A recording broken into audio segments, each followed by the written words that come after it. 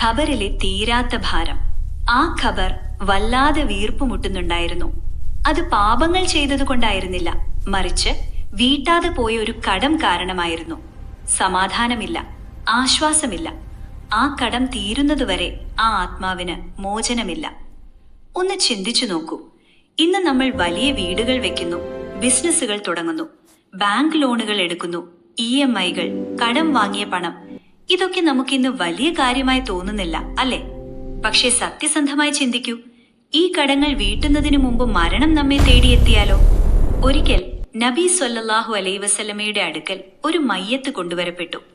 അദ്ദേഹത്തിന് വേണ്ടി നമസ്കരിക്കാൻ തുടങ്ങും മുമ്പ് നബി സല്ലല്ലാഹു അലൈഹി വസല്ലം ചോദിച്ചു, ഇദ്ദേഹത്തിന് വല്ല കടവുമുണ്ടോ?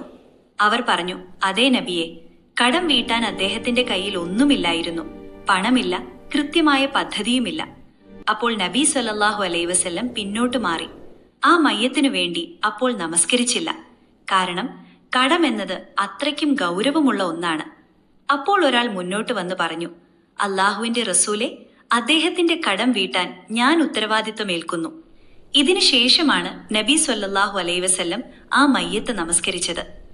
കഥ അവിടെ തീരുന്നില്ല. കുറച്ചു ദിവസങ്ങൾക്ക് ശേഷം നബി സല്ലല്ലാഹു അലൈഹി വസല്ലം ആ വ്യക്തിയോട് ചോദിച്ചു, നീ ആ കടം വീട്ടിയോ? അദ്ദേഹം പറഞ്ഞു, ഇല്ല നബിയെ.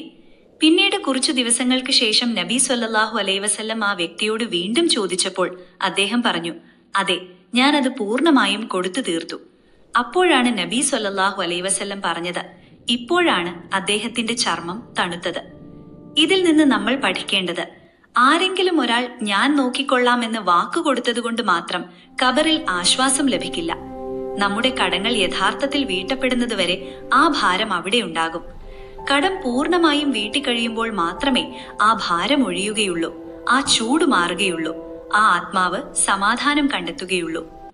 ഒരിക്കൽ ഉമർ റളിയല്ലാഹു അൻഹു ഒരാളോട് കടം ചോദിച്ചു. കുറച്ചു ദിവസങ്ങൾക്ക് ശേഷം കടം വീട്ടാമെന്ന് വാക്കും കൊടുത്തു. എന്നാൽ ആ മനുഷ്യൻ ചോദിച്ചു, താങ്കൾ കടം വീട്ടുന്നതിന് മുമ്പ് മരിച്ചുപോയാലോ? മഹാനായ ഉമർ റളിയല്ലാഹു അൻഹു അദ്ദേഹത്തോട് ദേഷ്യപ്പെട്ടില്ല. കാരണം അതെത്ര വലിയ ചോദ്യമാണെന്ന് അദ്ദേഹത്തിന് അറിയാമായിരുന്നു. മരണം നമ്മുടെ EMI തീരുന്നതുവരെയോ ബിസിനസ് വിജയിക്കുന്നതുവരെയോ കാത്തു നിൽക്കില്ല. ഒന്ന് ചിന്തിക്കുക, ഇന്ന് രാത്രിയാണ് നമ്മുടെ മരണമെങ്കിൽ എന്റെ കടങ്ങൾ ആര് വീട്ടും? വീടും കാറും സമ്പാദ്യവും എല്ലാം ഇവിടെ ബാക്കിയാകും. പക്ഷെ നിങ്ങൾ നിങ്ങളുടെ കടങ്ങളുമായി ഖബറിലേക്ക് ഒറ്റയ്ക്ക് പോകേണ്ടി വരും. അല്ലാഹുവേ, ഞങ്ങൾക്ക് താങ്ങാൻ കഴിയാത്ത കടബാധ്യതകളിൽ നിന്ന് നീ ഞങ്ങളെ രക്ഷിക്കണമേ.